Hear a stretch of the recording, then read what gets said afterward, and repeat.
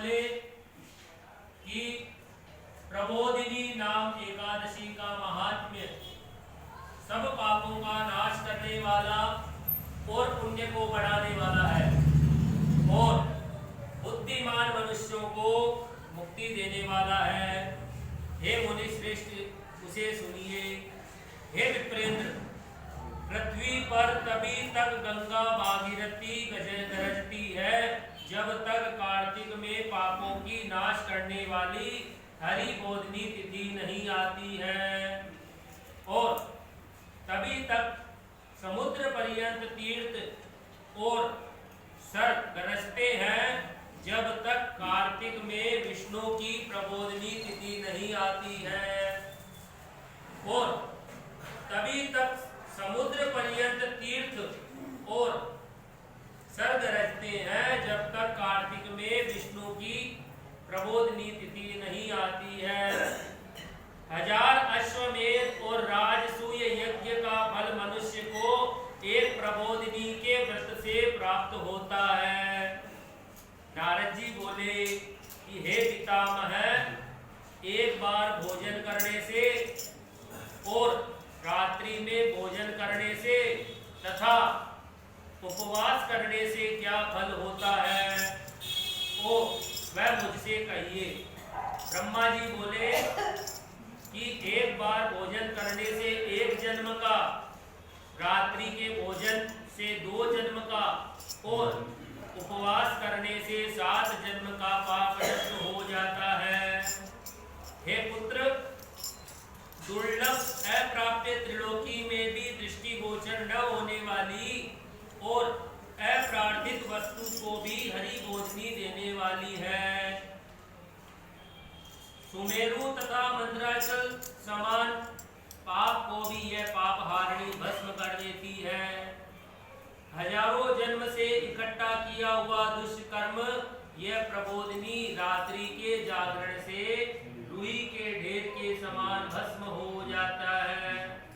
हे मुनि शार्दुल, जो मनुष्य स्वभाव से ही विधि पूर्वक प्रबोधनी का व्रत करता है वह यथोक्त फल को प्राप्त करता है। जो मनुष्य यथोक्त सुकृति को विधि पूर्वक करता है, हे मुनि श्रेष्ठ, वह मेरु के तुल्य फल प्राप्त करता है।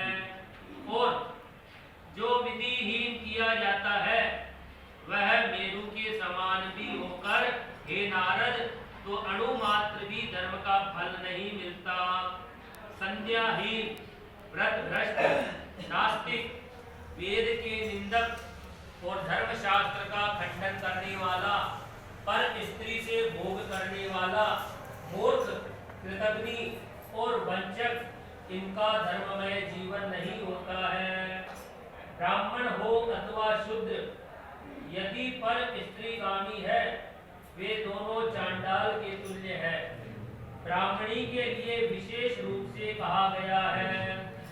हे मुनिवर, पति युक्त हो या विधवा हो, ऐसी ब्राह्मणी को जो ब्राह्मण सेवन करता है वह वंश समेत नष्ट हो जाता है। जो अधम ब्राह्मण पराई स्त्री से गमन करता है उसके संतति संतान नहीं होती है और जन्म भर का इकट्ठा किया हुआ पुण्य नष्ट हो जाता है। जो गुरु और ब्राह्मण के साथ अहंकार करता है उसका सुकृति शीघ्र ही नष्ट हो जाता है, वह धन तथा संतान को नहीं प्राप्त होता है। जिसका देह आचार से भ्रष्ट है, जो चांडाली में गमन करते हैं और जो दुष्टों की सेवा करते हैं, इन सब का धर्म नष्ट हो जाता है। जो पतित मनुष्यों का संग करते हैं और उनके घर में जाते हैं, वे यमलोक में जाते हैं। हे वत्स, स्वागत, आसन और भोजन से जिन मनुष्यों का धर्म नष्ट हो गया है उनकी कीर्ति, आयु, संतान और सुख नष्ट हो जाते हैं। जो अधम लोग साधु का अपमान करते हैं वे त्रिवर्ग धर्म, अर्थ, काम से रहित होकर नरक की अग्नि में जलाए जाते हैं।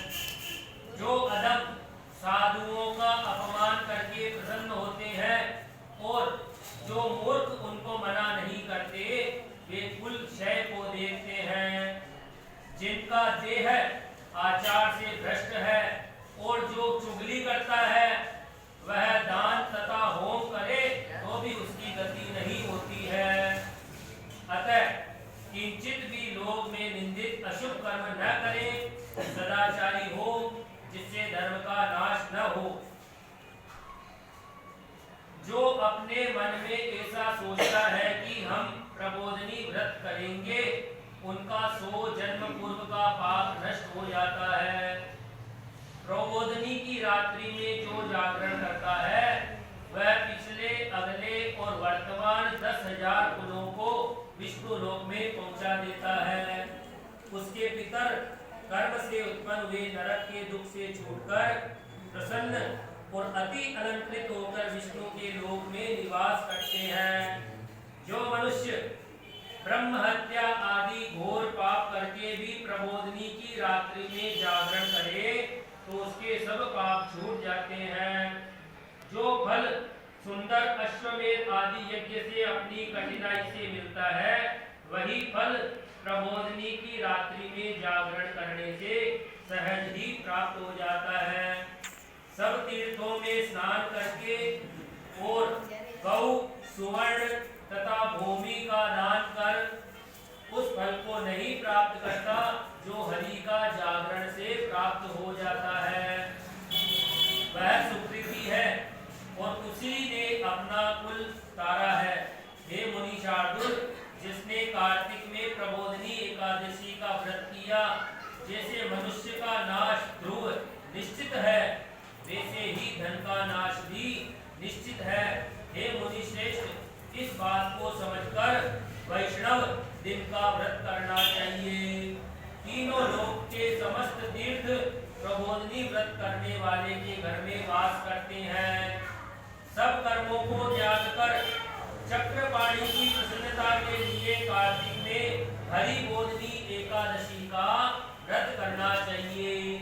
वही ज्ञानी है, वही योगी है, वही तपस्वी है, वही जितेंद्रिय है और उसी को भोग तथा मोक्ष है जो हरि बोधनी का व्रत करता है। धर्म के सार की देने वाली यह एकादशी विष्णु को अत्यंत प्रिय है। एक बार इस व्रत को करके मनुष्य मुक्ति का भागी बनता है। प्रबोधनी का व्रत करके मनुष्य गर्भ में प्रवेश नहीं करता। हे नारद, अतः सर्व धर्मों का त्याग करके इसे करना चाहिए।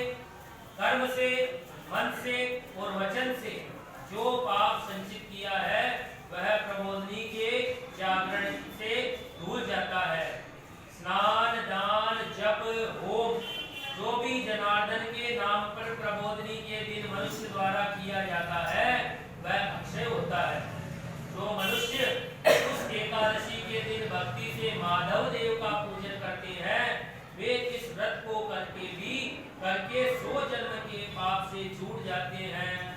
हे पुत्र, यह बड़ा व्रत पापों के समूह को नाश करने वाला है। यह जो विष्णु के जागने का दिन है उसका व्रत विधिवत करें। इस व्रत द्वारा देवेश जनार्दन को संतुष्ट करके सब दिशाओं को प्रकाशित करता हुआ हरि के धाम को जाता है।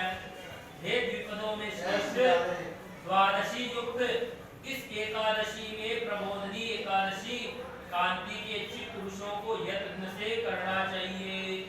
हे वत्स, बालकपन में, जवानी में और बुढ़ापे में जो पाप सैकड़ों जन्मों के इकट्ठे किए गए हैं, थोड़े हो या बहुत, हे मुनि श्रेष्ठ, हे नारद, सूखा, गीला और छिपाने योग्य जो पाप है उसे एकादशी के दिन गोविंद का भक्ति से पूजन करके मनुष्य धो देता है। धन धान्य की देने वाली, पवित्र और सब पाप को हरने वाली भक्ति से उसे करने से संसार में कुछ भी दुर्लभ नहीं है। चंद्रमा और सूर्य के ग्रहण में जो फल कहा है उससे 1000 गुना प्रबोधनी के जागरण का फल है। स्नान, जप, होम, स्वाध्याय और हरि का पूजन प्रबोधनी के दिन करने से मनुष्य को कोटि गुना फल प्राप्त होता से मनुष्य ने जो पुण्य इकट्ठा किया हो वह सब कार्तिक की एकादशी न करने से वृथा हो जाता है। विष्णु का बिना नियम किए जो मनुष्य कार्तिक मास व्यतीत करता है, हे नारद, वह सब जन्म भर के अर्जित पुण्यों के फल को नहीं प्राप्त होता है। हे विप्रेंद्र, अतः तुम यत्न पूर्वक सब कामनाओं का फल देने वाले देव जनार्दन की उपासना करो।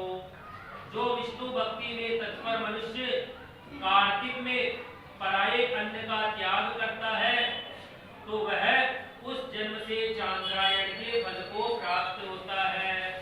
कार्तिक में भगवान मधुसूदन शास्त्र की कथाओं के करने से जितना प्रसन्न होते हैं उतना यज्ञ और हाथी घोड़े के दान से नहीं होते। जो कार्तिक में विष्णु की कथा को एक श्लोक या आधा श्लोक कहते हैं और सावधानी से सुनते हैं, वे 100 गौदान के फल को प्राप्त करते हैं। कार्तिक के महीने में सब धर्मों को त्याग कर मेरे आगे सदा मनुष्यों को शास्त्र की अवधारण और श्रवण करना चाहिए।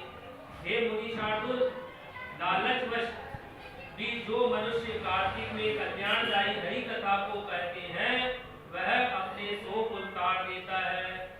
जो मनुष्य नित्य शास्त्र के विनोद से कार्तिक मास को व्यतीत करता है वह अपने सब पापों को जला देता है और 10,000 यज्ञ के फल को प्राप्त करता है। जो मनुष्य नियम से हरि की कथा सुनता है वह विशेष रूप से कार्तिक में सहस्त्र गौदान के फल को प्राप्त करता है। विष्णु के प्रबोध दिन में जो हरि की कथा कहता है, हे मुने, वह 7 द्वीपों से युक्त भूमि के दान का फल प्राप्त करता है। जो मनुष्य दिव्य विष्णु की कथा को सुनकर कथावाचक की शक्ति के अनुसार पूजन करते हैं, हे मुनिवर, उनको सनातन लोक प्राप्त होता है। ब्रह्मा के वचन सुनकर नारद फिर कहने लगे। नारद बोले, हे स्वामी, हे सुरोत्तम, मुझसे एकादशी विधान कहिए। हे भगवान, उसके करने से जो फल प्राप्त होता है। नारद का यह वचन सुनकर ब्रह्मा बोले, ब्रह्मोवाच, हे द्विजोतम, ब्राह्मे मुहूर्ते चोत्थाय एकादश्यां द्विजोतम स्नानं चैव प्रकर्तव्यं दन्तधावनपूर्वकं नद्यां तडागे कूपे वा वाप्यां गेहे तथैव च केशवश्चैव संमुच्य कथाया श्रवणं तथा। ब्रह्मा जी बोले कि हे द्विजोतम, एकादशी के दिन ब्रह्म मुहूर्त अर्थात 2 घड़ी रात्रि रहे उठकर दंत धावन करके स्नान करना चाहिए। नदी में या कूप में अथवा बावड़ी में तथा घर में फिर केशव का पूजन और कथा का श्रवण करें। और हे महाभाग, नियम के लिए यह श्लोक पढ़े। मैं एकादशी के दिन निराहार रहकर द्वादशी के दिन भोजन करूंगा। हे पुंडरीकाक्ष, हे अच्युत, हे मेरे रक्षक, देव जो चक्री भगवान है, उनके आगे इस मंत्र को उच्चारण करें। फिर भक्ति भाव से दुष्टात्मा होकर उपवास करें। फिर देव के समेत रात्रि में जागरण करें। हे मुने, जो गीत, नृत्य, वाद्य और कृष्ण की कथा करता है वह पुण्यात्मा त्रिलोक के ऊपर स्थित है। बहुत से फूलों और फलों से और कपूर, अगर, कुमकुम द्वारा कार्तिक में बोधनी के दिन हरि की पूजा करनी चाहिए। हरिवासर के प्राप्त होने पर धन का लोभ न करके, हे मुनिसत्तम, जिससे असंख्य पुण्य प्राप्त हुए, प्रबोधनी में जागरण के समय नाना प्रकार के दिव्य फलों से पूजन करे और शंख में जल लेकर जनार्दन को कार्तिक के स्कूल के जो फल सब तीर्थों में और जो फल सब दानी में, सब उससे गुना करोड़ गुना बोधक दिन में प्राप्त होता है। जो दिव्य अगस्त्य के फूलों से जनार्दन का पूजन करता है उसके आगे हो मुनि मुनि श्रेष्ठ, देवों के भी देवता भी हाथ जोड़ते हैं। हे विप्रेंद्र, तप द्वारा संतुष्ट किए गए हरि का नहीं करते जो अगस्त के पुष्पों से शोभित ऋषिकेश भगवान करते हैं। हे कलिवर्धन, जो कार्तिक में बड़ी भक्ति से बिल्व पत्रों द्वारा कृष्ण का पूजन करते हैं, उनको मेरी कही हुई मुक्ति मिलती है। जो कार्तिक में तुलसी दल से और पुष्पों से जनार्दन का पूजन करते हैं, हे वत्स, वे 10,000 जन्म के सब पाप जला देते हैं। देखी गई, स्पर्श की हुई, ध्यान की गई, यशोगान की गई, नमस्कार की गई, स्तुति की गई, लगाई गई, सींची गई और पूजन की गई तुलसी शुभ करने वाली है। जे 9 प्रकार से तुलसी को की भक्ति प्रतिदिन करते हैं, वे करोड़ों युग तक हरि के मंदिर में वास करते हैं। हे मुझे लगाई हुई तुलसी जितनी जड़ का विस्तार करती है, उतने 1000 युगों तक सुकृतों को विस्तारित करती है। हे मुझे पुरुषों द्वारा लगाई हुई तुलसी की जब तक शाखा, प्रशाखा, बीज, पुष्प और दल पृथ्वी पर बढ़ते रहते हैं, उन लगाने वाले मनुष्यों के कुल में उत्पन्न होंगे और हो गए, जो हो गए उनका 2000 कल्प तक हरि के घर में वास रहता है। जो लोग कदम्ब के फूलों से जनार्दन का पूजन करते हैं, उन्हें कुंचक्र प्राणी के प्रसाद से यम का घर नहीं मिलता है। कदम्ब के फूलों को देखकर केशव भगवान प्रसन्न होते हैं। हे विप्र, पूजा करने से सब कामनाओं को देने वाले हरि प्रसन्न हो तो फिर क्या कहना। जो फिर वसंत ऋतु में पाटला के फूलों से परम भक्ति से गरुड़ ध्वज का पूजन करता है, वह निश्चय मुक्ति को प्राप्त करता है। बकुल और अशोक के फूलों से जो जगतपति का पूजन करते हैं, वे जब तक सूर्य चंद्रमा रहेंगे तब तक शोक रहित रहते हैं। हे विप्रेंद्र, जो श्वेत अथवा लाल कनेर के फूलों से जगन्नाथ का पूजन करते हैं, उन पर 4 युग तक भगवान केशव प्रसन्न रहते हैं। जो मनुष्य केशव के ऊपर आम की मंजरी चढ़ाते हैं, वे महाभाग पुरुष कोटि गौदान के फलों को प्राप्त करते हैं। पूजा के समय जो दुर्वादल पूजन में उपभोग करे, उससे पूजा का फल 100 गुना हो जाता है। हे नारद, जो सुख देने वाले भगवान की शमी पत्र से पूजा करते हैं, वे घोर यम के मार्ग से निस्तीर्ण हो जाते हैं। जो मनुष्य वर्षा ऋतु में देवेश भगवान को चंपा के फूल से पूजते हैं, वे संसार में फिर नहीं आते। हे विप्रसे, कुंभी अर्थात पाटला के फूल जो जनार्दन को अर्पित करे, हे मुने, वह फल मात्र सुवर्ण के चढ़ाने के फल को प्राप्त करता है। जो पीली केतकी के फूल जनार्दन पर चढ़ाते हैं, उनके कोटि जन्म के अर्जित पाप को गरुड़ ध्वज जला देते हैं। कुमकुम के समान अरुण वर्ण वाली गंधयुक्त शतपत्रिका जो जगन्नाथ को अर्पण करते हैं, वह श्वेत दीप में वास करते हैं। इस प्रकार भुक्ति मुक्ति को देने वाले केशव भगवान का रात्रि में पूजन करके, हे ब्राह्मण, प्रातः काल उठकर सजल नदी में जाकर स्नान, जप और प्रातः काल की क्रिया करके घर में जाकर विधिवत केशव भगवान का पूजन करें और व्रत के पूर्ण होने के लिए बुद्धिमान ब्राह्मण को भोजन कराएं। फिर भक्ति के साथ सिर झुकाकर क्षमा याचना करें। तदंतर भोजन, वस्त्र आदि से गुरु की पूजा करें और भगवान चक्रपाणि की प्रसन्नता के लिए दक्षिणा देना चाहिए। ब्राह्मणों को यत्न से बहुत सी दक्षिणा देनी चाहिए और ब्राह्मणों के सन्मुख पूर्व नियमों को यत्न से त्याग करें। ब्राह्मणों को कहकर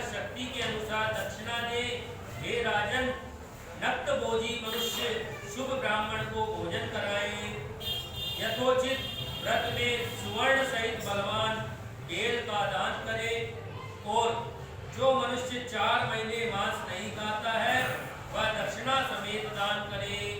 और आंवले से स्नान करने वाला मनुष्य दही और शहद का दान करे। हे राजन, फलों के नियम में फलों का ही दान करे। हे राजन, तेल के स्नान स्थान में घी का दान करे और घी के स्थान में दूध का दान का है। धान्य के नियम में चावल का दान करे और भूमि में शयन करने वाले को सतत शय्या दान करना चाहिए। पत्तों में भोजन करने वाले मनुष्यों को घी समेत पात्र का दान करना चाहिए। मौन व्रत में तिल और सुवर्ण युक्त घंटा का दान करें और घी के नियम में स्त्री पुरुष को घृत युक्त भोजन कराए।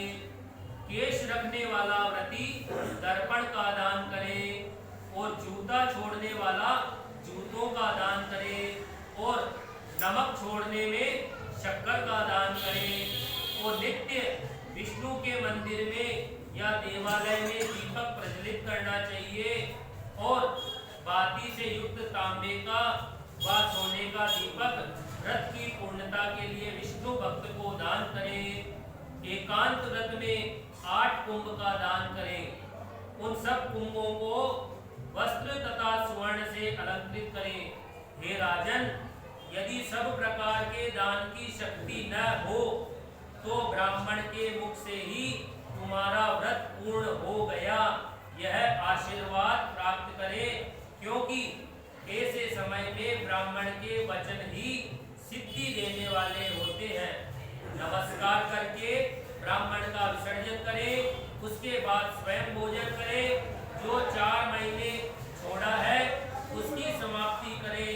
हे राजेंद्र, जो प्राज्ञ मनुष्य इस प्रकार करता है वह अनंत फल को प्राप्त होता है, अंत में विष्णुपुर को जाता है। हे नृप, जो इस प्रकार चातुर्मास्य व्रत को निर्विघ्न समाप्त करता है वह कृतार्थ हो जाता है और फिर मनुष्य का जन्म नहीं प्राप्त करता। हे राजन, जो इस प्रकार चातुर्मास्य व्रत को निर्विघ्न समाप्त करता है वह कृतार्थ हो जाता है, फिर मनुष्य का जन्म प्राप्त नहीं करता है। एतत्ते सर्वमाख्यातं यत्पृष्टोऽहमिव त्वया पठनात् श्रवणात् वापि लभेत् गोदानजं फलम्। हे राजन, यह जो कुछ भी तुमने मुझसे पूछा वह सब मैंने तुम्हें सुनाया। इसके पढ़ने और सुनने से गौदान का फल प्राप्त होता है। बोलो श्री कृष्णचंद्र भगवान की। श्रीमन्नारायण